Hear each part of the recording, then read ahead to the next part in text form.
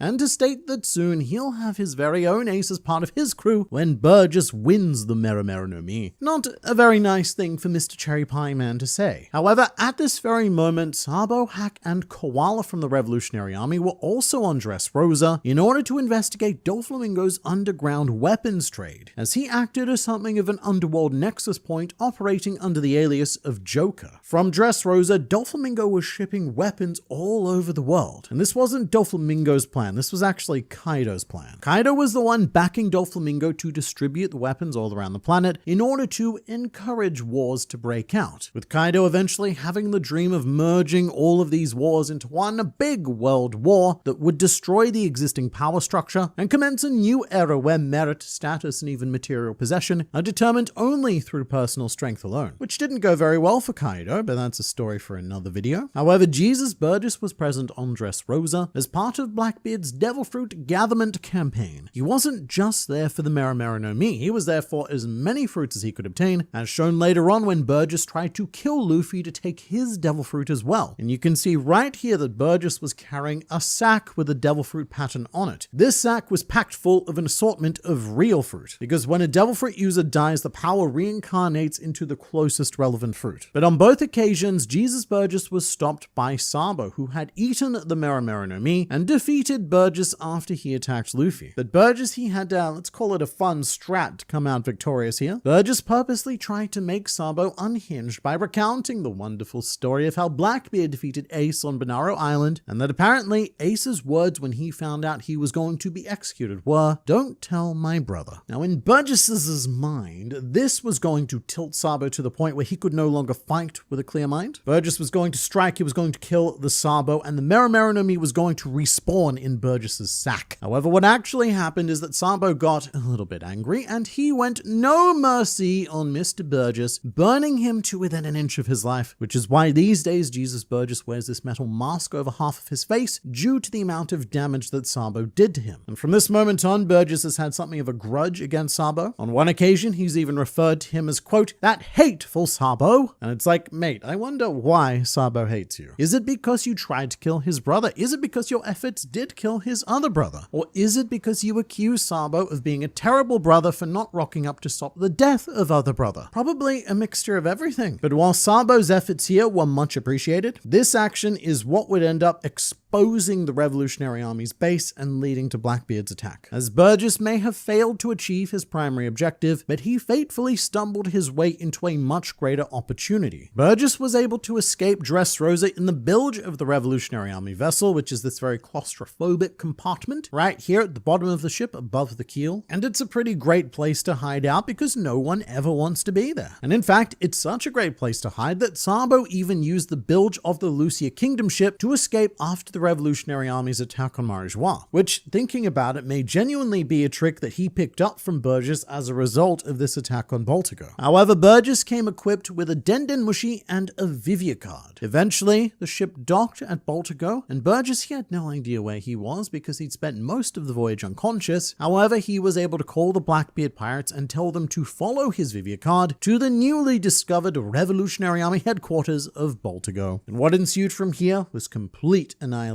The Blackbeard pirates attacked Baltigo immediately, resulting in its destruction, with the Marines and even Cypherpole arriving shortly after. Which is quite funny because a few hours before Blackbeard and Cypherpole arrived, Dragon stated, and I quote, "Cypherpole has been augmented in recent years. We must be vigilant." Turns out he was not, in fact, vigilant, as Jesus Burgess was bleeding out on Dragon's doorstep and summoning the apocalypse at that very moment. He spent too much time talking about vigilance and not enough time vigilancing. However, the Revolutionary Army were able to escape and relocate their operations to Momoira Island, taking seemingly no casualties during the attack, which is rather impressive, and points to Dragon electing not to fight and instead to focus everything he could on a full retreat. Dragon likely did not fight, and he gave up Baltigo for several reasons. One, a lack of manpower. The Revolutionary Army commanders and their deputies were not on Baltigo to defend it, as right before the Blackbeard pirates attacked, we even see Dragon telling Koala to call an assembly of the revolutionary leaders. So this conflict effectively would have been Dragon and Sabo versus the full force of Blackbeard, his Titanic captains, and his fleet. Not a fight that the two of them could win alone. Secondly, even if they did have the manpower, and you know what, even if they could feasibly win, taking a fight against Blackbeard is still a bad choice. The goal of the Revolutionary Army is to bring down the world nobles, not to fight a war against an emperor of the sea. Plus, Dragon, he's not stupid. He knows that this battle took place off-screen. And off-screen Blackbeard, mate, he is an absolute menace to deal with. As the old saying goes, in an off-screen fight, always bet on Blackbeard. But thirdly, and you know what, I think most importantly, there is very little point in fighting to preserve a secret base that is no longer secret. Even if Dragon and the Revolutionary Army were able to successfully defend it, which would not have come without cost, staying on Baltigo was no longer an option because the world government would summon the largest buster call in history to wipe it out as soon as they got word of its location, which they did pretty much immediately, and we'll discuss how or who from they got that information in a bit. But Baltigo had been the base of the Revolutionary Army for at least 14 years by this stage, and despite that, Dragon had almost certainly been planning on losing Baltigo for quite some time, which is why the operations were so smoothly transferred to Momoira Island. However, what complicates this event is the presence of the world government. The Blackbeard pirates invaded Baltigo full force, and according to an article in the World Economic Journal, they were quickly followed by the Marines and Cypherpole arriving on the island, who discovered the location thanks to a quote anonymous source, and by the time they got there, the Blackbeard pirates had already leveled the settlement to the ground. And from my perspective, this anonymous source could only have been one of three people. The first, and perhaps most surprising, is Dragon himself. I think it's very possible that Dragon himself leaked the location of Baltigo once he knew it was lost, in an effort to bring the Marines and Cypherpole into conflict with the Blackbeard pirates. It's very clever war tactics to use our disaster as an opportunity to have the Blackbeard pirates weaken the true enemy of the Revolutionary Army. However, it's also possible that Blackbeard was the one who leaked the location of Baltigo after he discovered it in an effort to gain favor with the world government, since Blackbeard is currently lobbying them to make Hachinosu an officially world government recognized kingdom. This to me feels like a less likely option, because in that case, surely it wouldn't have been an anonymous source. Blackbeard would have wanted them to know it was him. But also, this is Blackbeard, and sometimes his motivations and master plans are quite difficult to hold to reason until they play out in full. However, the final and perhaps most likely candidate I would suggest is Mr. Big News Morgans. In chapter 1159, a young Big News Morgans intercepted information about the God Valley incident and used it to extort the world government for a sum of money that likely allowed Morgans to invest in building his news empire. So Morgans intercepts this communication with Blackbeard's fleet. He learns that there is big news happening, but no one is gonna know about this news unless the world government gets involved. And that is how Morgans got this wonderful picture of Baltigo in ruin from the marine photographers, because Blackbeard, to the best of my knowledge, does not have a dedicated photography unit. But whoever the leaker was, their actions are quite easy to justify. What is much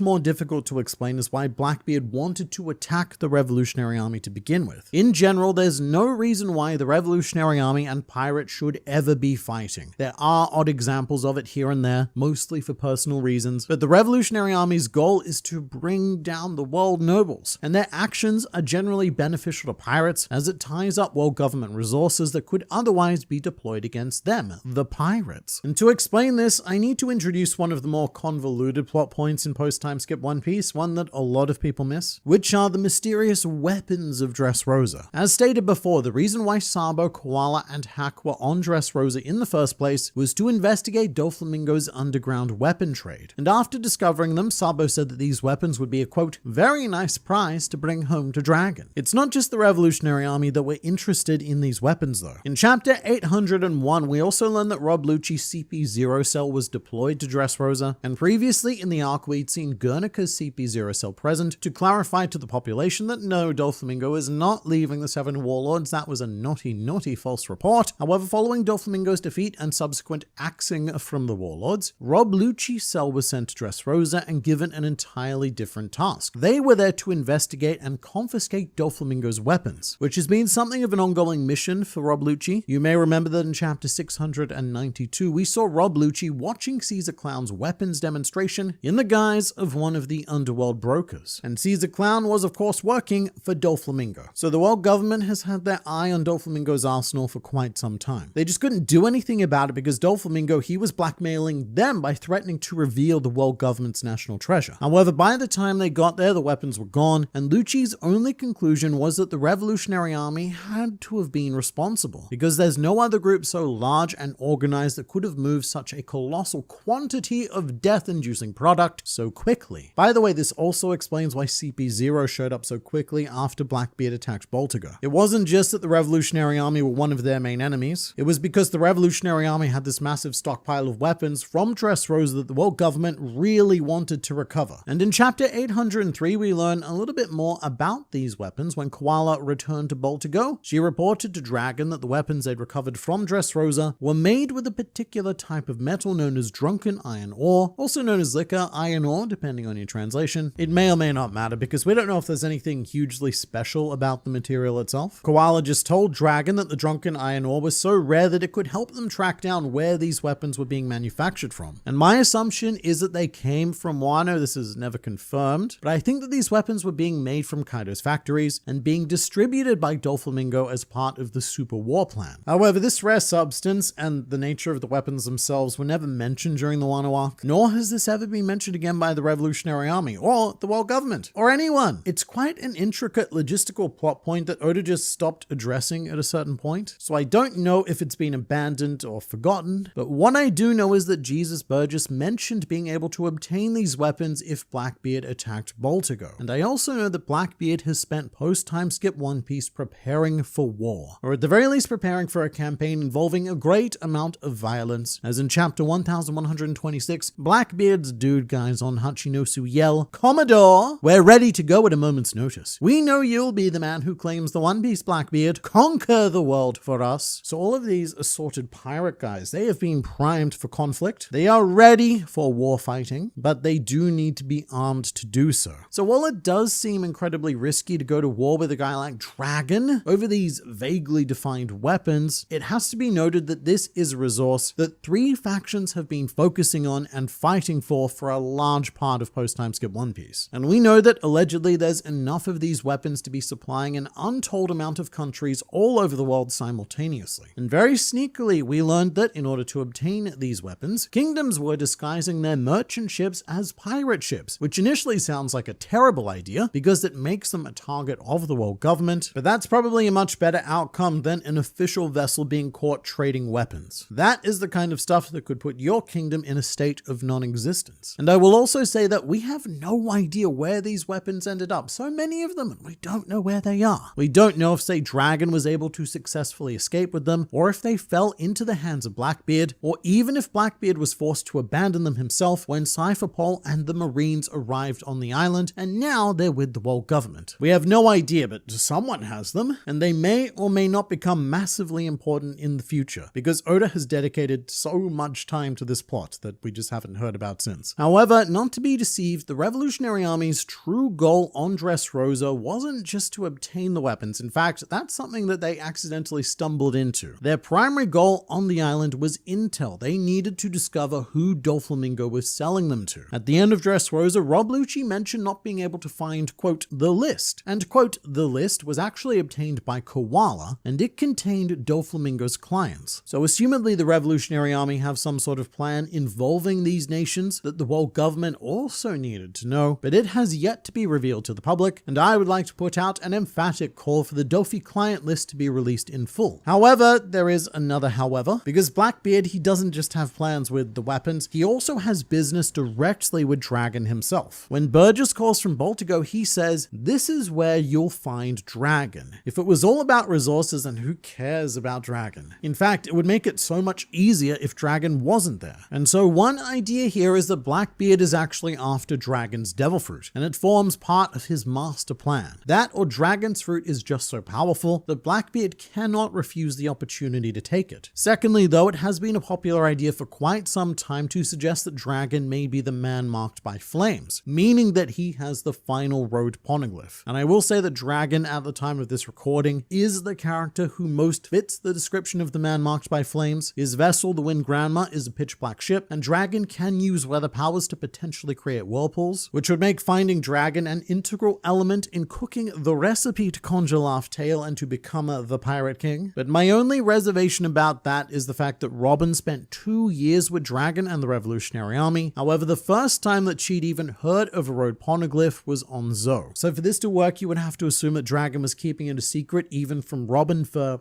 I don't know, reasons. But to this very day, Blackbeard is still keeping track of the revolutionaries. In chapter 1126, he had Lafitte make a report on their operations, and Dragon's moves, for whatever reason, are oddly important to Blackbeard. No other Emperor of the Sea, including Dragon's own son, cares what the Revolutionary Army do, but Mr. Blackbeard does. He does care what they do. So even though Baltigo has been obliterated and the weaponry may or may not have been acquired, Blackbeard is still targeting Dragon, and his persistence may eventually lead to a full-on conflict between Blackbeard and Dragon.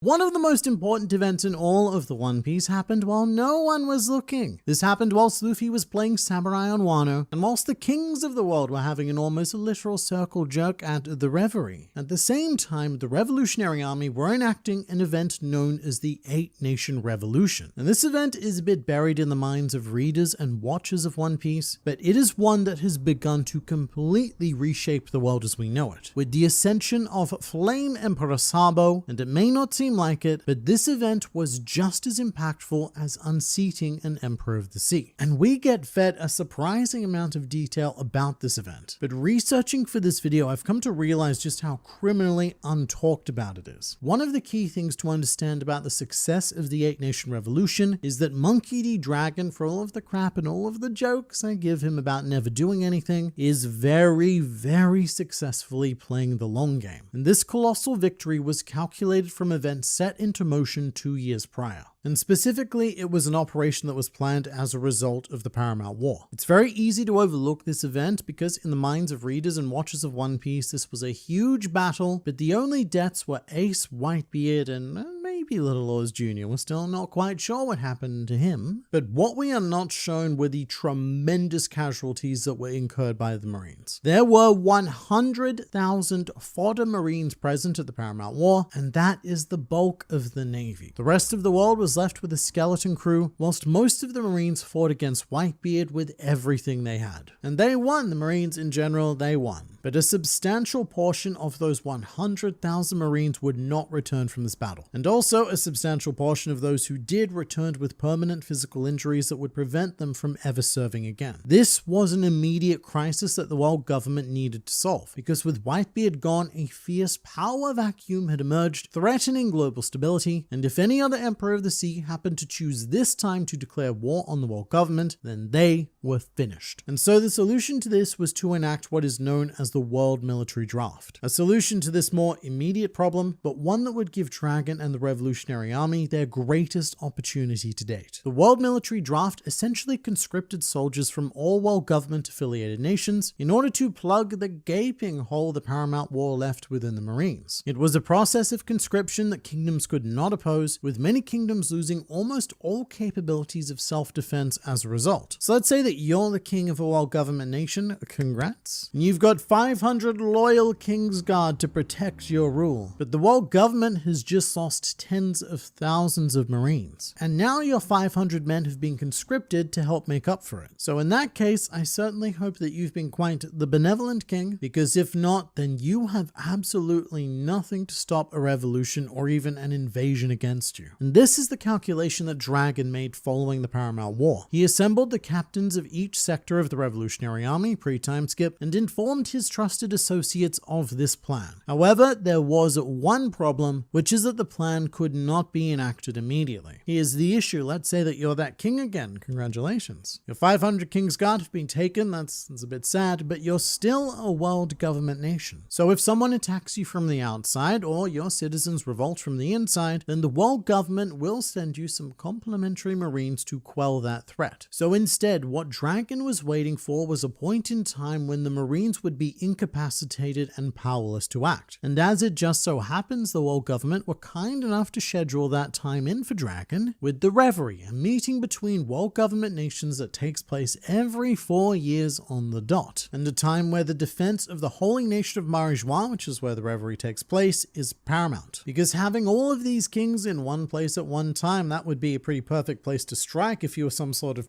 global revolutionist. And given that at the time of the Paramount War, the last Revery had been held 2 years ago, Dragon knew that 2 years from now, the bulk of the Marines would be gathered to protect the Holy Land for the next Revery, leaving many of their nations vulnerable. And having that 2 years of planning time would also turn out to be quite integral. Revolutions don't just happen with the snap of a finger, or do they? I guess we could test it.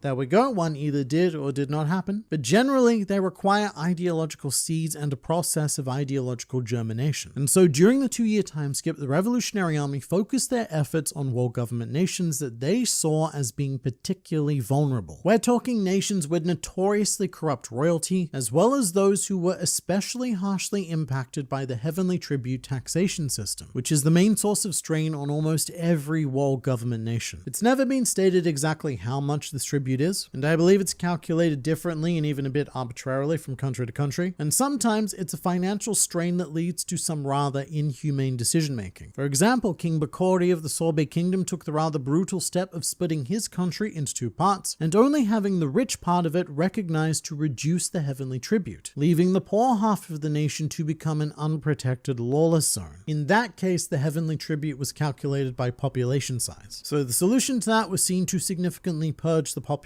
Not a very nice thing to do, said the Revolutionary Army, which identified these nations on the very edge and proceeded to dispatch their agents to plant the seeds and ultimately left the fate of these kingdoms in the hands of their people. Something we should be clear about with the 8-Nation Revolution is that the Revolutionary Army was not directly involved in any one of these events. They mainly invested their time into swaying the hearts and minds of the citizens within these nations, with the promise that the Revolutionary Army itself would attack the Holy Land of Marijoa and the world nobles. It's sort of like the principle behind Bellow Betty's Devil Fruit. You can give people a rousing speech and inspire them, but ultimately it is up to them to use that inspiration. As the old saying goes, you can lead a horse to water, but you cannot make it drown its tyrannical horse monarchs in order to quench its thirst for horsey liberation unless you provide some really solid inspiration to do so. And the vast majority of the Revolutionary Army's existence has been dedicated to slowly solving this horse problem. And in this case, after 2 years of solid planning, planting, and growing, the Revery,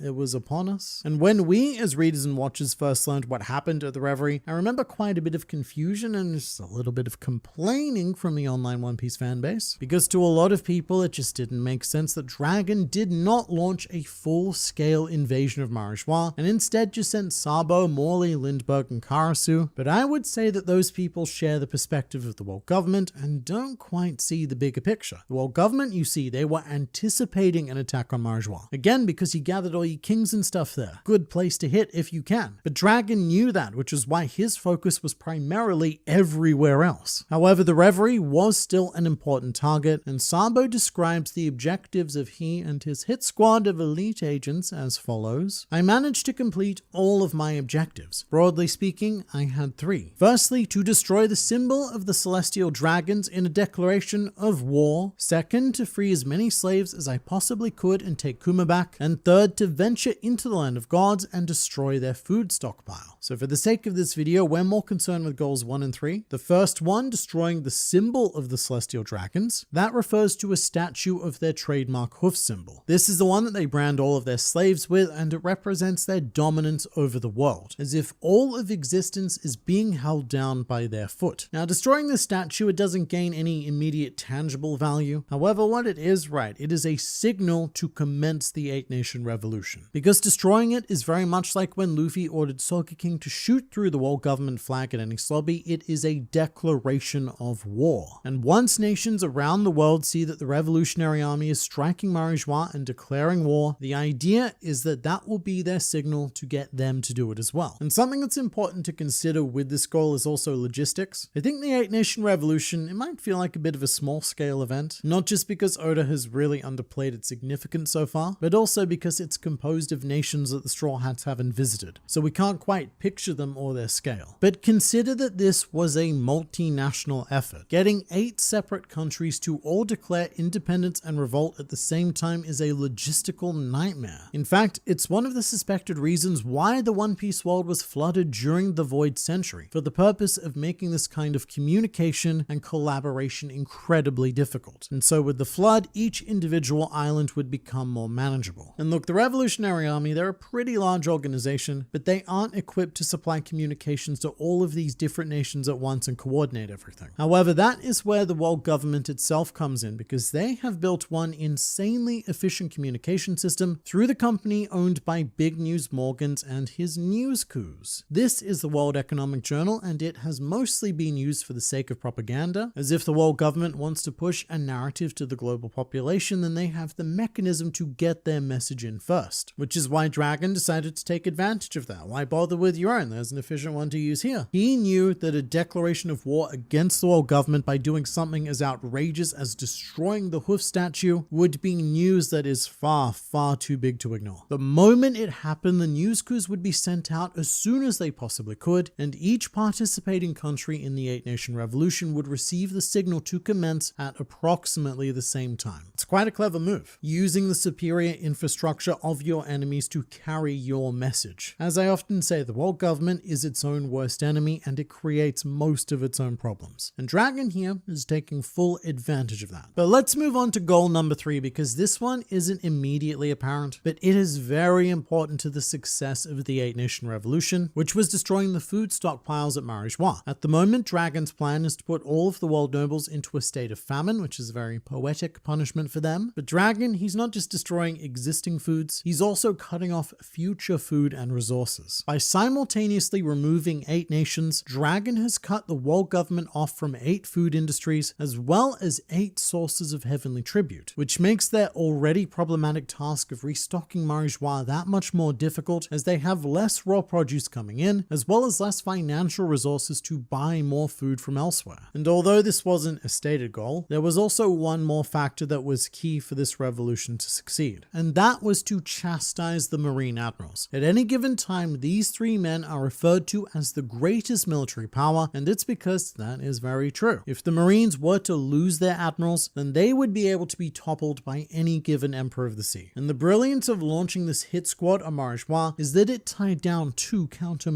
Marine Admirals at the same time. Ryukugyu and Fujitora were both present during the Revery, which is despite Fujitora being warned by Sakazuki not to be there, and so these 2 were tapped to defend the Holy Land and the world nobles from Sabo, Morley, Karasu, and Lindbergh. And in any other circumstances, 2 admirals would brutally dismantle this attack in a matter of seconds. However, due to the battleground, neither of them could use anywhere near their full power. Fujitora has a gravity-related devil fruit, which if he were to use, would cause collateral damage affecting the world nobles and their infrastructure, and Ryukugyu's forest logia isn't that much better, because its main advantage is the reckless disregard for the existing environment around it, which in this case is what he has been charged with protecting. And also you got to bear in mind that world nobles, they are not regular civilians. If even a single world noble, if a single world noble were to be injured, then you'd better believe that even a Marine Admiral would be held very responsible for letting it happen. Whether that be imprisonment or even execution, it could be, given that it would be a crime against a god. Whatever it is, it's not good. So Ryukugyu and Fujitora needed to be so extraordinarily careful during the conflict, and following the conflict, they would have remained tied up as well, as there is no way the world nobles would have risked deploying their admirals elsewhere if they still feared that they could be under attack. So this maneuver took 2 admirals out of the picture. Very important, because even one of them could stop the revolution of an entire nation. There is still Kizaru floating around somewhere, but he can't be be everywhere at once, so undefeatable as he may be, even a man who can move at light speed would not be fast enough to prevent the sheer amount of damage that was about to be done here. So, to recap, the Marines don't have the forces required to prevent a revolution. The individual kingdoms do not have armies sizable enough to control the public because they've mostly been conscripted into the Marines. The royalty of the kingdoms themselves aren't even there on their islands because they're at the Revery, and public dissatisfaction with its current government in all of these nations is what I like to call the pitchfork point. And so our table is set and it is time for a lovely revolutionary dinner. Following the declaration of war at Marijoa, a total of 12 nations decided to revolt. And at the time of this recording, we only know 3 of them. The first was the Kingdom of Lelucia, led by King Seki. The second was the Tajin Kingdom, ruled by Queen Mororodon. And the third is the Aegis Kingdom, overseen by King T IV. The Tajin Kingdom is essentially the One Piece world's equivalent of Morocco, and Aegis is the United Kingdom. And this is unconfirmed, but I think it's very possible that following this trend, other nations that may have revolted include the Ballywood Kingdom, ruled over by Hamburger, the Shishino Kingdom, controlled by King Tacos, the Roshuan Kingdom, led by King Beer VI, the Nagagutsu Kingdom, managed by Furari, and so on. Essentially, there's a whole list of these miscellaneous kingdoms that Oda invented just for the Revery. About 16 all in all, and they're all based on real-world places. So I think it's a safe bet to say that Oda made these kingdoms to give the Revolutionary Army tangible targets. However, of the 12 kingdoms that revolted, only 8 of them were successful, hence why it's not called the 12-Nation Revolution, which would have been much nicer. And we don't know what caused the failure of the other 4 nations. It could be that the Marines did have just enough forces to stop a select amount, or the administrators of those kingdoms had a superior defense strategy, or even poor planning by the civilian revolutionaries. Either way, 8 nations, that was considered to be quite a huge success, as nothing of this scale had been pulled off since the Void Century at the very least. And you might be thinking, man, on the internet, that's wonderful, but what is the Revolutionary Army itself doing during this time? If not helping the nations directly or assisting Sabo's team at Marijoa? Well, look, they weren't just sitting around doing nothing. The army itself was deployed to an assortment of strategic positions around the world with the goal of attacking all inbound cargo ships to Marijoa in order to sever their current supply line, an act that they would normally not be able to achieve. But with the Revery occurring, 2 admirals a fist fighting, and 12 nations in open rebellion, those cargo ships were an afterthought and they were left completely unprotected. And this was such a success that even after the Revery concluded, Fleet Admiral Sakazuki admitted that they couldn't do anything about the successful revolutions or the cargo issues because they did not have the soldiers available to deploy. But ironically as ever, that is the fault of the world government, as the kings during the Revery came to the agreement to cease the warlord system. And so the vast majority of marine sources had to be immediately invested in an attempt to capture the remaining 7 warlords, a feat which has been thus far fairly unsuccessful. But of the 8 nations that did succeed in their revolutions, at least one of them would have quite a tragic ending. As a result of its rebellion, the Lucia Kingdom was targeted by Imu as a test case for his use of the ancient weapon Uranus, and so the entire island was wiped out of existence, which is quite a bit of victory for the Revolutionary Army, convincing this island to rebel for its best interests, and then having that effort be the reason why almost the entire civilization was killed. But it will be very interesting to see how the world government tries to explain these events in the history books, because it is called the 8-Nation Revolution. However, if Lelucia never existed, then we only have a 7-Nation Revolution. And look, good news is we've still got 7 countries under new leadership, but the bad news is that the world government still has 170 plus allied nations under its banner. So this battle was a victory, but the war, it has only just begun. But slightly more good news, it does look like those 7 nations are uniting under a slightly different banner. As the director of Naval Bureau of Investigation Kurouma mentions, Sabo is currently believed by the public to be the one responsible for the attempted murder of St. Charles, the murder of King Cobra, and the kidnapping of Princess Vivi. So there is now a massive conspiracy theory out there connecting everything to Sabo, which has led to Sabo being declared as the Flame Emperor, and he is currently the metaphorical, and when he turns into fire, a quite literal flame of the revolution, now said to have even more influence than Dragon himself. So the Revolutionary Army is slowly building a consolidated force. It's probably not the one that they predicted it would be, but this is the direction that the winds have blown, and the hope from here is that more and more nations see that liberation is possible, and that this snowball eventually becomes too big for even the world government to stop.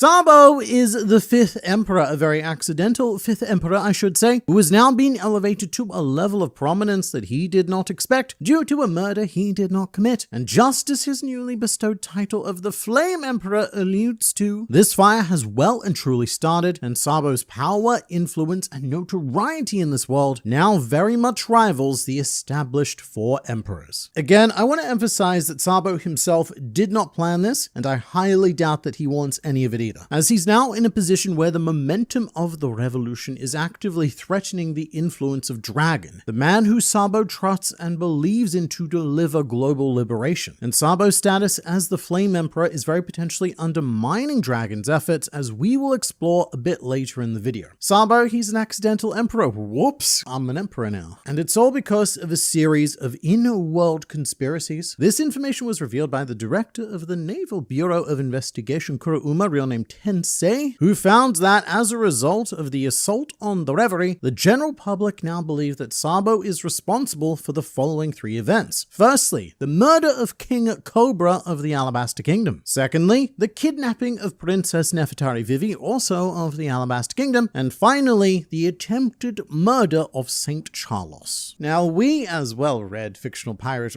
connoisseurs, we know that none of what I just said is true. Sabo got a lot done at the Revery, but he's been credited with all of the wrong things, and here is why that is a pretty big deal. To us, having the murder of King Cobra attributed to you would be a pretty bad thing. And again, this is because we as readers, we know King Cobra. He was one of, if not the best kings of a world government nation, but what we need to remember is that his family name is Nefertari. And the Nefertari clan were one of the 20 founding families of the world government. So if you're a civilian living on some island with an absolute prick of a king, you're going to read that name, Nefertari, ooh, and you're going to assume that King Cobra is probably even worse than your monarch, because he is one of the progenitors of the system it is that you live under. He belongs to one of the founding families. The dude is practically a world noble, even if they didn't choose to go and live at Marijoa. So Cobra's murder was met with the same level of raucous applause that I know the fan base would give if next chapter Oda announced the death of Saint Charles, which Sabo is also being blamed for attempting to make happen.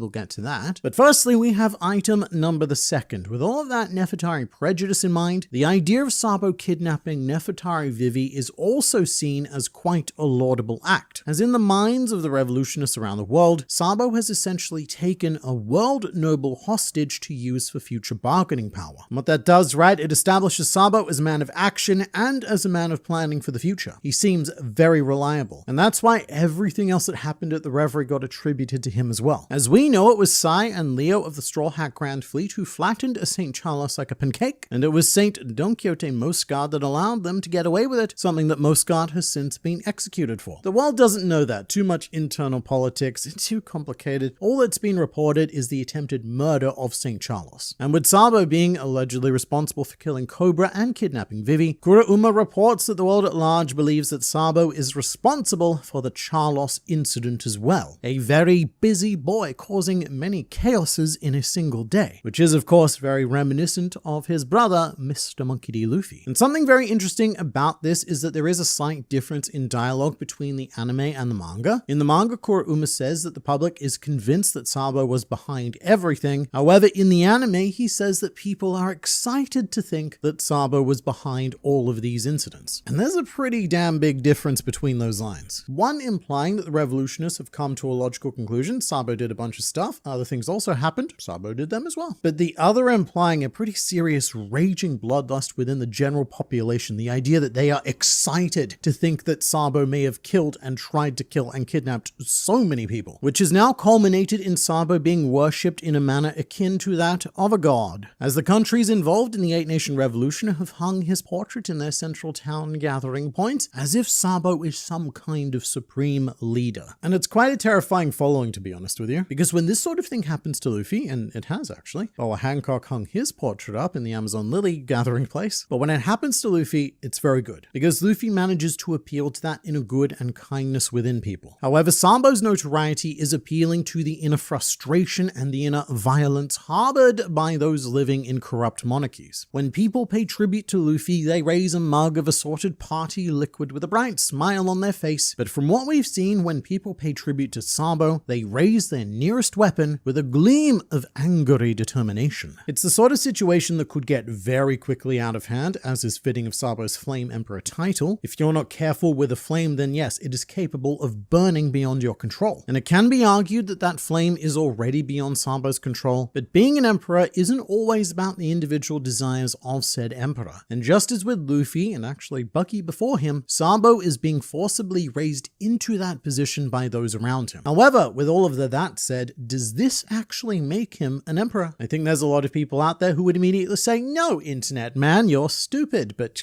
mate, guys, just hear me out. Because first things first, the emperor system, not quite as fixed or rigid as people may think. There is no rule or natural barrier that says you can only have 4 emperors and they have to be sea emperors, not flame emperors. And in fact, historically, we've had less than 4 emperors. In One Piece novel Ace, during a discussion with Thatch, the makeup of the system prior to the 4 emperors was revealed as a 3 emperor system, with Goldie Roger, Edward Newgate, and Golden Lion Shiki being known as the rulers of the New World. And it was only after Roger turned himself in and Shiki had a bit of a tantrum that room was made for the modern 4 emperor system to emerge. And there's no confirmation of this at this time, but it's currently suspected that what we know as the 4 emperor system only took hold when Shanks became an emperor, which was 6 years ago, as Big Mom, Whitebeard, and Kaido acquired all of the most powerful territories in the New World, and what Shanks did was form a coalition out of the rejected islands, the ones that were viewed as too weak to be part of an empire. Shanks built his empire out of those. And so the theory is that Shanks made space for himself as a 4th emperor by doing a bit of cleanup. And from the very beginning, Oda was writing One Piece as a story about conflict with the emperors, and he blames arbitrarily deciding to create 7 warlords as the reason why One Piece has taken so long. But we actually have evidence that the emperor idea existed pre-One Piece as well, as in Romance Dawn version 1, the main antagonist Crescent Moon Galley was a pirate aiming to become one of the so-called Besuto Suri, which is exactly what it sounds like, the best 3, again alluding to the idea that there were 3 emperors. And within One Piece itself, we've not only gone below 3, but also above it due to that time period where Luffy was considered to be a 5th emperor. And now a lot of newer fans may not remember these times. I guess by newer fans, I mean if you started reading or watching any time in the past 5 years. But when chapter 903 came out declaring Luffy as the 5th emperor, this was met with quite a bit of controversy, as at the time there were a lot of people who could not accept that Luffy had actually met the criteria of being an emperor of the sea. This was a wild time on the internet full of crazy semantic battles, all of which has long since been settled after Wano, with Luffy actually becoming one of the 4 emperors. But everything that happened back then very much applies to Sabo at the moment. Whilst in Japanese Luffy is known as a Yonko today, back in chapter 903 his Japanese title was the Daigoko, which does mean 5th emperor, but it's a piece of linguistic nuance that we miss out on in English. And what it does is indicate that Luffy is not a member of the original group, the Yonko, but he is something that exists adjacent to them, which is something that would go on to be confirmed in a magazine article which clarified that Luffy could more accurately be referred to as the man who stands beside the 4 emperors. And Sabo now has his own unique distinction as well, just as Luffy did. Sabo is called the Flame Emperor in English, sounds very similar, but in Japanese his title is Ente, which means the same thing, but again it offers up Sabo in a position separate from the system that we would refer to as the Yonko. And here's why I think that may be the case. Firstly, the title of Flame Emperor is a pretty multifaceted one. At first you'd think that it's just an obvious reference to Sabo's devil fruit abilities. He has a fire logia, the dude's fire, and therefore Flame Emperor sounds nice. But it also takes on a more metaphorical meaning, because the 2 big elemental motifs within the Revolutionary Army as a whole are wind and flame, and together wind fanning the flame. So Sabo being labeled as the Flame Emperor is alluding to him being the spark of the revolution, which he was. He was the one who declared the war, and he's also the one who is deemed responsible for all the conspiracy theories floating around in world. And overall, he is now the single greatest driving force for revolutionary activity all over the world. He is a literal and metaphorical flame burning rather bright. But also, another thing in this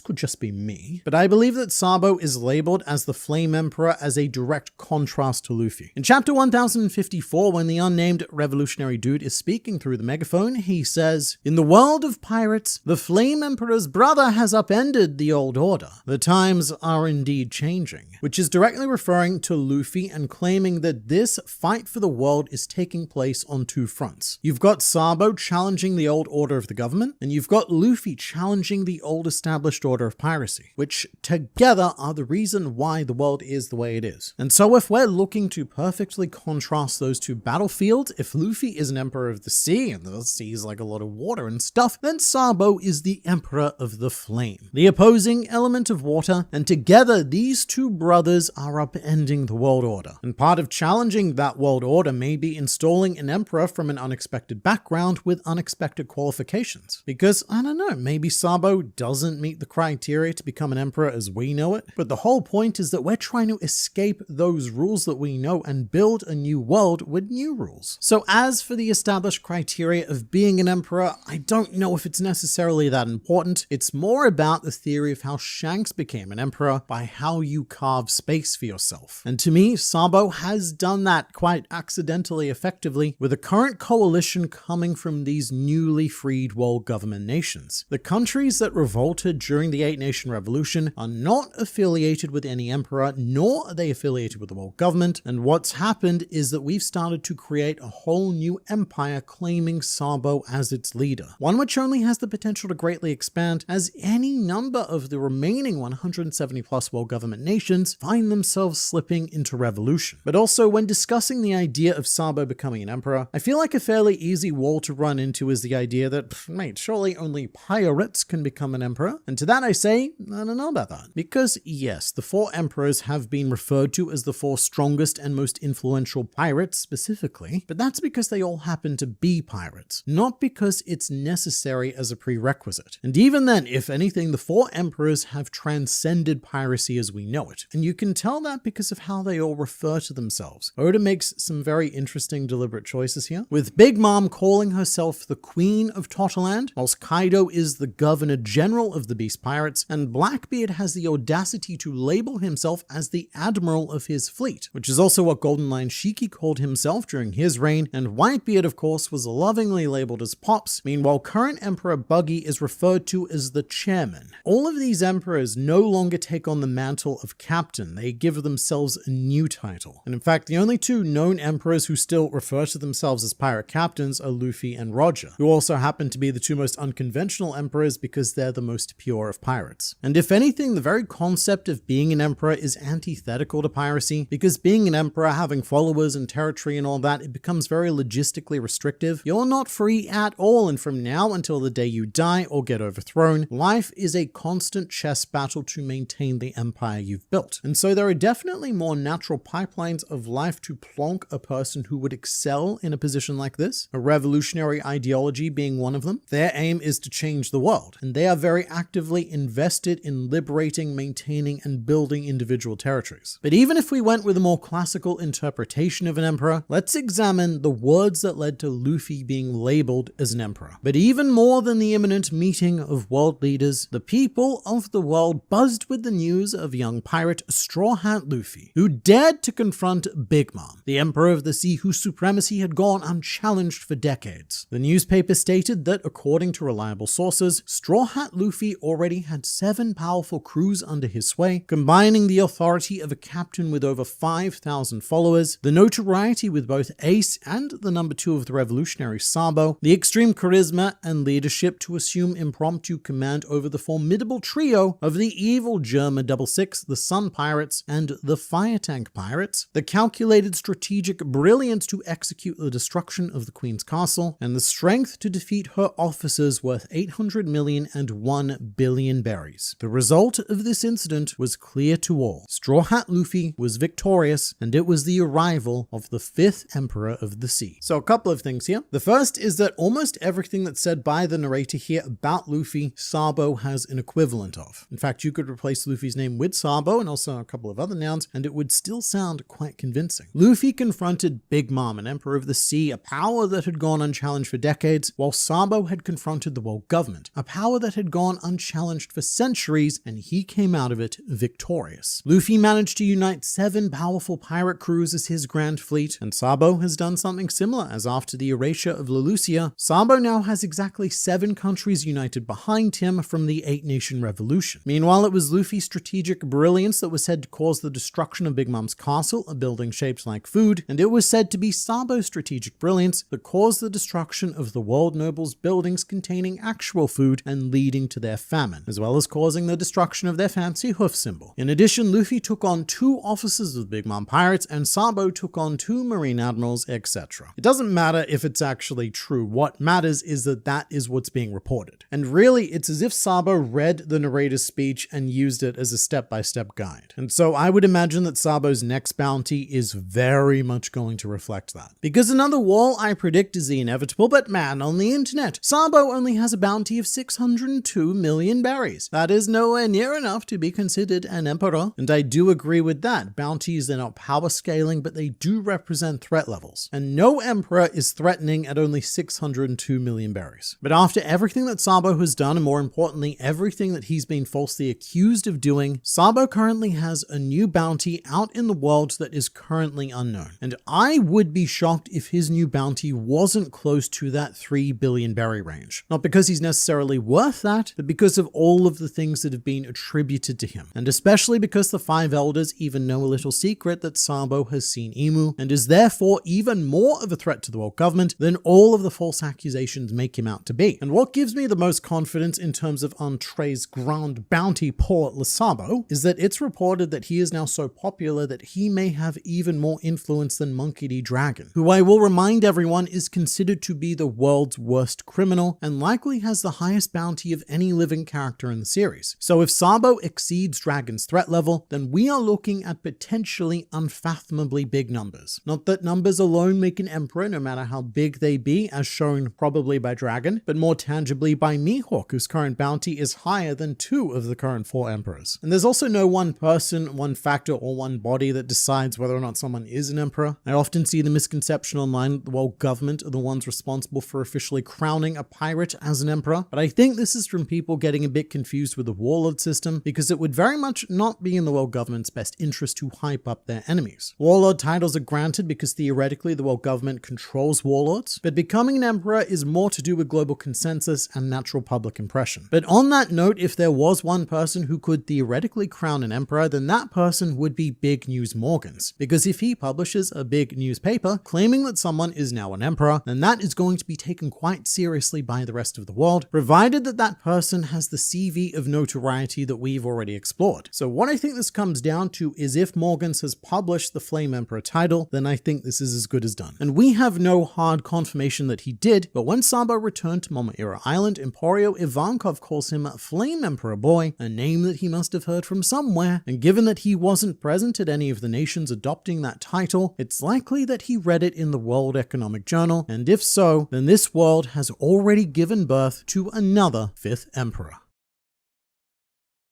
Dragon does nothing. The world's worst criminal. The man admired by Bartholomew Kuma, son of the marine hero and father of the future pirate king. He is all of those things. But when I say that we've never seen Dragon lift a finger, I mean that almost literally. Despite all of this and over 1,000 chapters of assorted pirate story, Dragon hasn't really done anything, and it's become a bit of a fanbase meme. But we're here today to test whether or not that's actually true. Because I definitely don't think Dragon gets enough credit for the stuff that he has done, and a lot of that comes down to how Eiichiro Oda has chosen to portray Dragon in the manga. So I've gone through the entire series, logged all of Dragon's appearances and historical notations, and what we're going to do, right, is we're going to mathematically calculate exactly how much nothing Dragon has done. And with that, let's begin our Dragon quest. 25 years ago, Dragon started the Freedom Fighters, and in a slightly cringy name aside, this is a good start because starting something is indeed something. 24 years ago, Dragon witnessed Goldie Roger's execution, and he did what would go on to become a classic Dragon maneuver, which was to stand there and do nothing. But to be fair, so did everyone else who was there, but also for the sake of this video, he did nothing. 24 years ago, Dragon also visited Ohara. He even brought some flowers, which is lovely. And he said, "I will create a military force that can actually fight back. Just watch, Vega Punk. I'll change the world." So he said what he would do, but didn't actually do anything here either. In that very same year, Dragon took another lovely trip to the Sorbet Kingdom kingdom and broke Bartholomew Kuma and Jinny, no last name provided, out of prison. This might seem like Dragon did something, but don't you be fooled. The only thing we actually saw him do was stand there with his arms folded with a bemused scowl on his face. Outside of the prison, all we saw was an explosion, so this probably wasn't Dragon's powers at work, and so with all of the available evidence, he didn't really do anything. Now, for the next 10 years, we know very, very little about what Dragon did. However, if I had to wager, I'd say that even if every moment of every day was recorded, it still probably wouldn't be worth reporting. Two things of note. At some stage during this decade, Dragon had a midlife crisis and got himself that sick tat over half his face, and he also had a son called Luffy. But for admittedly probably good reasons, Dragon decided not to parent said son, so that's Dragon doing a something followed by doing a nothing. 14 years ago, Jinny was captaining the Eastern Forces and conducting a Revolutionary Army mission in East Blue, during which time an ominous silhouette popped up behind her, and the next thing we know, Jinny's being captured. This is of course reported to Dragon at headquarters at Baltigo, and Dragon, after taking in this information, decides to formulate a plan to do nothing. Literally, the very next panel we see in the series takes place 2 years later. And it's not like Jinny just vanished. In fact, the Revolutionary Army was able to acquire some oddly detailed information regarding her whereabouts, which is that they discovered that a world noble had his eye on her, and that she was taken on a world government ship to become his wife. Now, conventional wisdom says that Dragon wouldn't be able to do anything, because this was long before the Revolutionary Army had built itself up into the force it is today. So just strolling on into Marijoa with a handful of individuals determined to free a single slave would surely be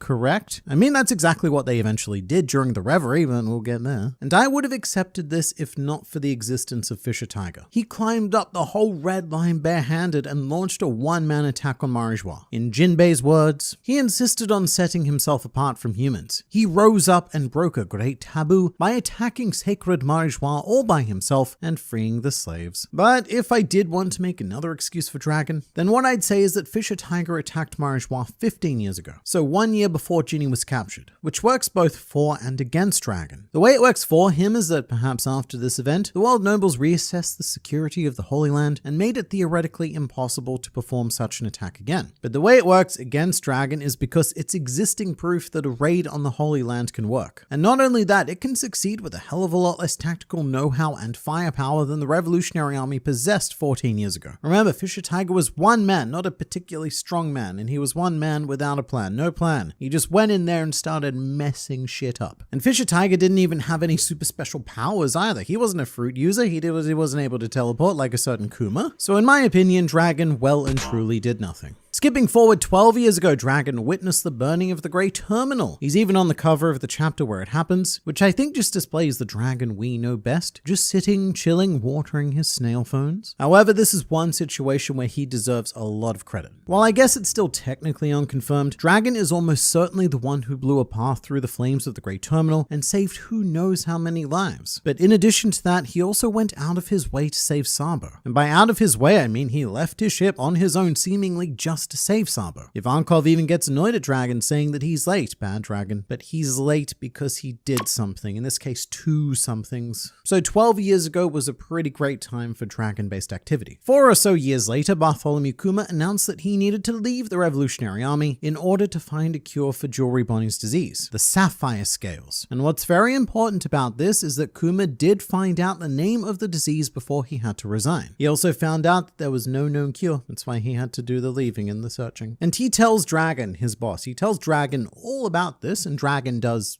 nothing. And you might ask, well, what was Dragon meant to do? He's not a doctor, I think. We don't know, I guess. But he's not a scientist. He can't be expected to cure an incurable disease. But at the same time, Dragon did personally know Dr. Vega Punk. And at this stage, he'd known Vega Punk for over 16 years. And there is no one more qualified in this world to help Bonnie. Now, Dragon would eventually reveal this information to Kuma, but how long would that take? Well, almost exactly 4 years from the time that Kuma told Dragon about the disease. And Dragon does give some justification for this. He says that ordinarily Vega Punk is kept under very heavy security because he's a very, very important world government dude guy. And Dragon refers Kuma to Vega Punk after Caesar Clown destroyed the Punk Hazard lab. So Vega Punk became somehow much easier to approach in the lab transition. You see, I would have thought that security would have been higher during the transition because there's more points of potential compromise. Regardless, I don't think that Dragon should have withheld this information. Even if Vega Punk was seemingly impossible to reach, he he should still tell Kuma about this possibility. And hey, maybe with that in mind, Kuma can scout out Punk Hazard and use the next 4 years to plan some sort of stealthy infiltration instead of aimlessly searching the world for a cure. To be clear, everything turned out for the best. Because of this journey, Kuma discovered all of these locations to send the Straw Hats to during the time skip. However, things turned out well in spite of Dragon's actions, not because he was doing the right thing or because he was doing anything. But Dragon does tell Kuma eventually, and that does lead to Bonnie getting cured, so I'm a bit torn on this. He did both nothing and something again, so I guess we'll just give him both. Moving forward, the last time we see Dragon in the Kuma flashback, and the last time we see him in the past at the time of this recording, is when he's reacting to Kuma's erratic behavior, and you know what he's telling his forces to do? That's right, nothing.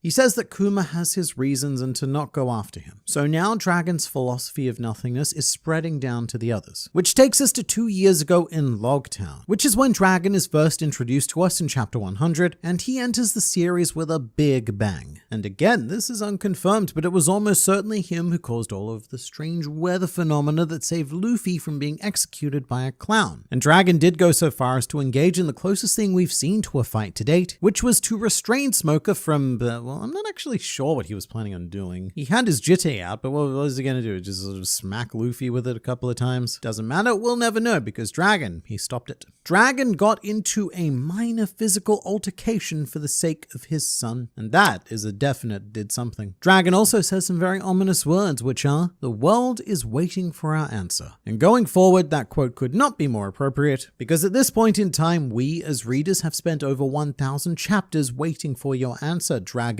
We have no idea what your plan is, when you're going to do it, or even if you're going to do it. This is a very exciting juncture for this video though, because we finally entered the timeline of Luffy's story, and surprisingly, Dragon is sitting at roughly an equal amount of did somethings versus did nothings. But I'm afraid it's going to go very downhill from here. The Return to Water 7 arc is a landmark moment for Dragon, because this is the arc where we discover that gasp, he is Luffy's father. And you'd think that such a grand reveal might come with some enthusiasm from the father, but nah.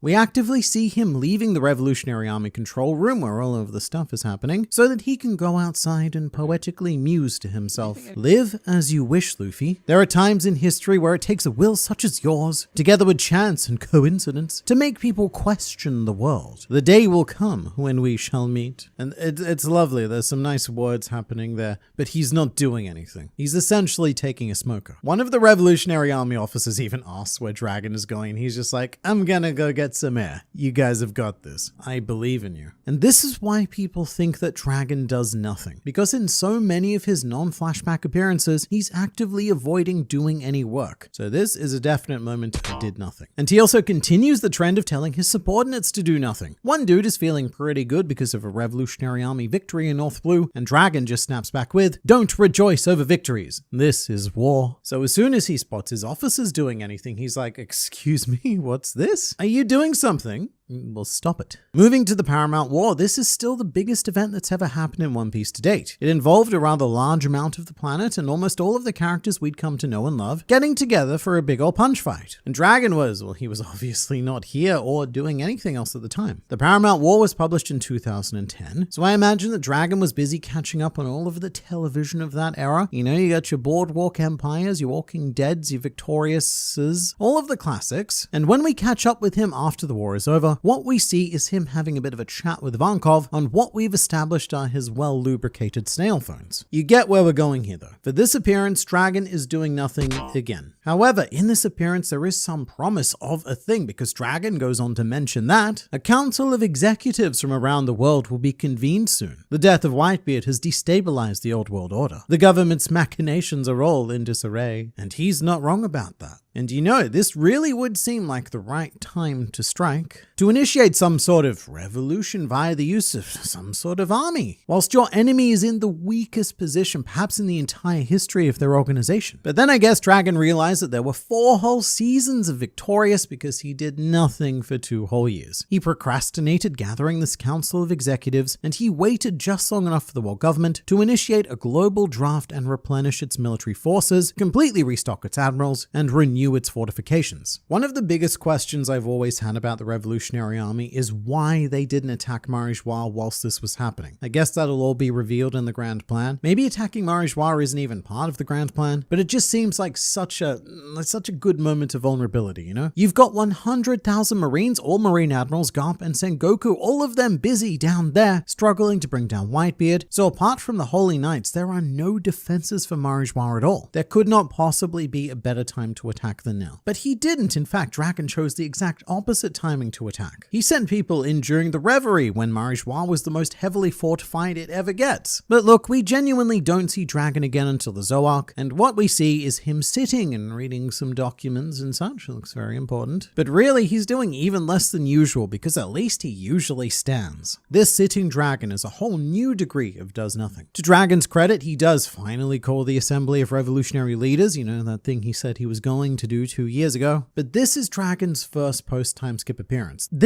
We haven't heard anything from him in 5 years of real-world publishing time. And when the time does finally come to give Dragon a dramatic re-entrance into the story, it's about the most mundane thing anyone could have ever imagined. He's sitting at his desk doing paperwork. Luckily enough though, from here on out, Dragon does pop up comparatively more frequently. Like, we're talking at least once an arc from here on out. In fact, we technically see him twice during Zo, but this doesn't help his case, because he's reacting to Luffy's bounty with Sabo and Koala, so as usual, he's doing nothing. But during Whole Cake Island, we are gearing up for the Revery in the background, and that comes with the promise of things. But what we hear of the Revolutionary Army is that the Blackbeard pirates have attacked Baltigo, and it seems highly likely that Dragon either wasn't there or didn't fight because they lost their headquarters and ran away. Funnily enough though, this is a cool moment because it's the first time that Luffy sees a picture of Dragon, and he's shocked that he shares genetic material with him. But the next time we see Dragon is chapter 904, where he's talking about plans to do something, but he himself is not actually doing anything. He's sitting at a table on Momoiro Island having what I'm sure is a lovely time, because there's a distinct lack of any physical activity as per usual. It's getting to the point where Dragon's starting to remind me of those people who put content creator in their Twitter bios and always talk about what they're going to make and how awesome the content's gonna be, but then they never actually make anything because they've spent all of their time and energy talking about what they're going to make instead of actually doing the making. Look, actions speak louder than words, and when it comes to Dragon, he speaks like a mute. Now, during Wano, we also get to see Dragon one time. It's in chapter 956, reacting to the news about Sabo, and look, of course, he's not doing anything. And at the end of Wano, I feel like the world itself has had enough of Dragon, because the groups that support the Revolutionary Army have all started worshipping Sabo and calling him the Flame Emperor, because he's the one actually out there getting stuff done. And that takes us to Egghead Island, the arc with by far the most Dragon appearances in One Piece at the time of this recording. He rocks up in 1058 to stare at Kuma for a bit, but otherwise does nothing. He joins a group call with Sabo in chapter 1060, but again, does nothing. Shortly after, we also hear him conversing with Shaka on Egghead Island, although I want it noted that Shaka called Dragon because he wanted to warn him about his imminent demise. So again, Dragon isn't actively doing anything. And you know, when Shaka tells him about the feeling that he's probably gonna die, Dragon responds by telling Shaka to stop joking, by telling him to do nothing about that feeling he's having. Classic Dragon. In chapter 1067, Dragon does nothing, whilst Kuma breaks free and pops away to the red line. Then in chapter 1068, Dragon still remains far too shook to be doing any of the things. In 1082, Dragon sits passively as Sabo prepares to tell him everything that happened during the Revery. However, he does bring out a lovely bottle of wine to share with his comrades. And in 1083, there's a big moment of character development as Dragon pours the wine with a tup-tup sound effect. And it's insane that that's worth noting as an activity. But it's genuinely exciting if all you do in One Piece is watch Dragon. And in 1086, after Sabo's story is finished, you can see that Dragon has also finished his glass of wine. That's a 3-part narrative right there. Beginning, middle, and end. And Dragon's final appearance at the time of this recording is in chapter 1103, where Dragon is theory crafting with Ivankov as to where Kuma may have gone. So Dragon there being about as useful as a One Piece YouTuber on the internet. So our final total is, across 29 appearances and recorded events in the One Piece manga, Dragon has done almost quite literally nothing in 23 of them, which is a do-nothing rate of 79.3% across his One Piece career. So it's not that he hasn't done done anything in world. He's been very influential, making a lot of decisions that a lot of other people carry out. But it's just that whenever we as readers see him, approximately 80% of the time, he's being completely inactive. It's at the point where I think Eiichiro Oda has been a bit too generous with Dragon's appearances in the series, and maybe shouldn't be including him as much until he's actually ready to kick Dragon into gear. Because I remember the days when seeing Dragon used to be an event, like something that would only happen once every couple of years. And even if he was doing nothing, the rarity of just seeing him was something in and of itself. But these days, it's not rare anymore. We see Dragon too often and he does too little on screen, which is what results in the overall impression that Dragon does nothing. But if you want to do more than Dragon, then please do subscribe to this channel for consistent injections of One Piece culture administered directly into your YouTube feed.